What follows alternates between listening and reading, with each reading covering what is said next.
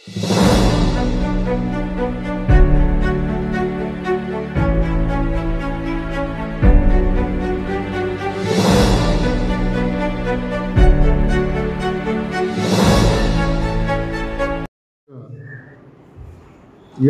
नामकरण सोहळ्याला विशेषतः उपस्थित असलेले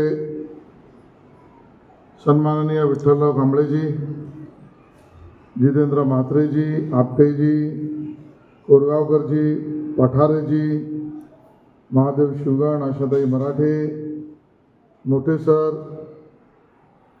अनिल ठाकूरजी, जयश्री खराजी, सीमा भाटियाजी, उपस्थित सर्व बंधू भगिनी आणि मातांनो, मला जेव्हा विठ्ठलरावांचा फोन आला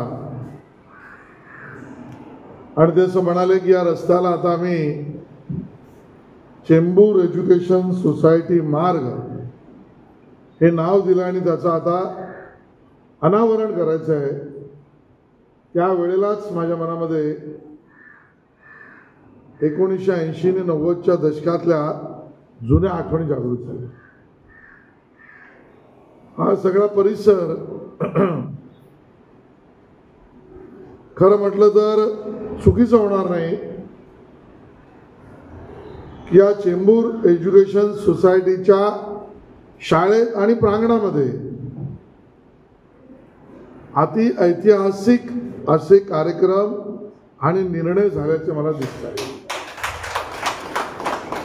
हे खरं आहे की मराठी शाळा 46च्या दशकामध्ये इथून अणुशक्तीनगर पर्यंत किंवा पुढे या सगळ्या भागातील आमच्या मराठी शाळेत जाऊ इच्छिणाऱ्या विद्यार्थ्यांचं आणि त्याच्या ज्ञानाचं हे केंद्र म्हणून चेंबूर एज्युकेशन सोसायटीची ओळख आहे.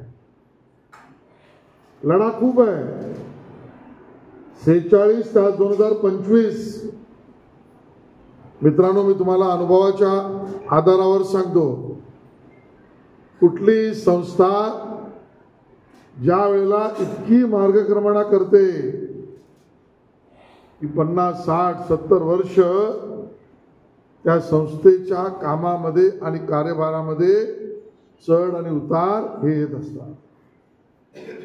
आज जे पालक आहेत, आज जे शिक्षक आहेत, आज जे त्या ठिकाणी असलेला आपला स्टाफ आहे, यांना आजच्या समस्या मोठ्या वाटत असतील, आहेतही, पण 46ला जेव्हा सुरू केलं तेव्हा या पूर्ण भागामध्ये काय असेल, काही व्यवस्था नाहीत, काही त्या ठिकाणी पायाभूत सुविधा नाहीत. या व्यवस्था पायाभूत सुविधा नसताना सुद्धा एक हेतू डोळ्यासमोर स्पष्ट ठेवून की ज्ञानदानाचं काम करायचं आहे. खिशामध्ये काय संस्थेच्या नाही, कदाचित कफल्लकच असेल, पण हेतू ज्यावेळेला निर्मळ असतो त्यावेळेला रस्त्यात येणाऱ्या सगळ्या अडचणींना पार करण्याची ताकद हा परमपिता परमेश्वर देतो. आणि म्हणून आज या रस्त्याच्या नामकरणाच्या उद्घाटन अनावरण प्रसंगी हे प्रासंगिक ठरेल की आपण ज्यांनी याची स्थापना केली आणि तेव्हापासून जेव्हा केव्हा चढ उतार संस्थेच्या कामामध्ये आले असतील त्या वेळेला 100% ही पालखी माझी आहे असं समजून पालखी वाहणाऱ्या सर्व त्या व्यक्तींची आठवण करणं आवश्यक आहे. मात्र तुम्ही म्हणालात, मला आवडलं की आता मंडळावर जवळजवळ सगळे माझे विद्यार्थी आहेत आणि म्हणून विद्यार्थी म्हणून इथे शिकताना त्यावेळेला मला झालेली गैरसोय किंवा मला वाटलेल्या आवश्यकता आता पूर्ण केल्या पाहिजेत, या सगळ्यांचा पूर्ण आणि पूर्व विचार या सगळ्या मंडळींनी त्या ठिकाणी केलाय, याचा मला सुद्धा अभिमान आहे. आणि जसं मी सुरुवातीला म्हटलं, अध्यात्मामध्ये असं मानलं जातं की सगळ्यात मोठे दोष हे ज्या ठिकाणी असतात त्यामध्ये अन्न दोष, संतती दोष, संपत्ती दोष, विद्यानाश. आणि विद्यानाश हा सगळ्यात मोठा दोष आहे. पंचकोशांनी भरलेल्या आपल्या शरीरामध्ये अन्नकोशातून सुरुवात होते आणि मग योग्य दिशा, दर्शन, व्यवस्था, कार्यक्रम नसतील तर विद्यानाशापर्यंत गेलेली परिवार आम्ही बघितली. आणि मग माझ्या डोळ्यासमोर येतं की या 46 पासून आतापर्यंत या सगळ्या कार्यकाळामध्ये या माझ्या समाजातील बंधू भगिनींना या दोषापासून मुक्ती देण्याचं काम जर कोणी केलं असेल तर या चेंबूर एज्युकेशन सोसायटीच्या आमच्या मंडळींनी केलं. आणि म्हणून माझ्यासाठी हे महान कार्य आहे.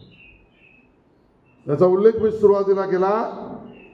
राष्ट्रीय स्वयंसेवक संघाच्या अनेक बैठका, परिवारातले अनेक कार्यक्रम, विद्यार्थी परिषदेचं त्यावेळेतलं सगळ्यात मोठं अधिवेशन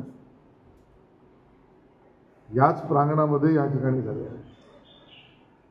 मी या ठिकाणी मुंगाकशी विठ्ठलरावांना सांगत होतो तेव्हा आता रस्ताही नव्हता, डांबरीकरणही नव्हतं आणि नंतर आलेली लोक पण नव्हती. आणि म्हणून या सगळ्यामध्ये परिपूर्णतेने हे काम व्हावे यासाठी महानगरपालिकेमध्ये आमच्या पातर्पेकर असतील किंवा अन्य सहकारी असतील यांनी खूप प्रयत्न केले. मला त्यांचंही मनापासून कौतुक करायचं आहे, अभिनंदन करायचं आहे आणि धन्यवाद सुद्धा व्यक्त करायचे. बऱ्याच ऐतिहासिक संघटनेच्या कामाचा साक्षीदार असलेल्या, विद्यानाशातल्या दोषातून मुक्ती देणाऱ्या आणि केवळ ध्येयासाठी समर्पितपणे काम करणाऱ्या या वास्तूची ओळख आपल्या ऊर्जा आणि शक्तीच्या कामामुळे आहेच. रस्त्याला नाव देण्याची गरज काय होती? रस्त्याला नाव देऊन हे महान कार्य करणाऱ्या चेंबूर एज्युकेशन सोसायटीला स्वतःची कॉलर टाईट करायची नव्हती. महानगरपालिकेला अन्य काही काम नाही म्हणून देऊ नाव असंही नव्हतं. पण तरी हे काम आवश्यक यासाठी होतं कारण मुंबई महानगरपालिकेच्या 125 वर्षाच्या इतिहासातील नोंदीत ज्या काही थोड्या शाळा, सोसायटी, एज्युकेशन सोसायटी असतील की ज्यांच्या नावाने रस्ता झाला त्यात माझ्या चेंबूर एज्युकेशन सोसायटीचं नाव असलंच पाहिजे. आणि त्याच्या मागचं कारण या रस्त्यावरून चालताना आणि या शाळेत येताना त्या कर्तव्यपथाचा आणि कर्तव्यपथाची प्रेरणा मिळत राहिली पाहिजे. त्या प्रेरणेचं स्थान झालं पाहिजे. आणि म्हणून या कार्यक्रमाचं महत्त्व आहे. मला या कार्यक्रमाला बोलवलं याचा मला खूप आनंद आहे. पण या प्रेरणेतून काम करण्याची भूमिका जो आज शिक्षक आहे तो उद्या माझी होईल तरी त्याची असली पाहिजे. जो आज विद्यार्थी आहे तो उद्या माझी होईल तरी समाजाला देण्याची असली पाहिजे. जो आज आमचा स्टाफ आहे तो उद्या माझी होईल तरी त्याला मला समाजाला काहीतरी देणं लागतो ही प्रेरणा असली पाहिजे. जो आज नगरसेवक आहे तो माझी होईल, जो आज मंत्री आहे तो माझी मंत्री होईल तरी हीच प्रेरणा समाजाला देण्याची सातत्याने मिळाली पाहिजे. त्या कर्तव्यपथाचा मार्ग म्हणजे चेंबूर एज्युकेशन सोसायटी मार्ग आहे. आणि मग त्या कार्यक्रमात आपल्या सगळ्यांचं मी अभिनंदन करतो आणि माझं लांबलेलं भाषण थांबवतो.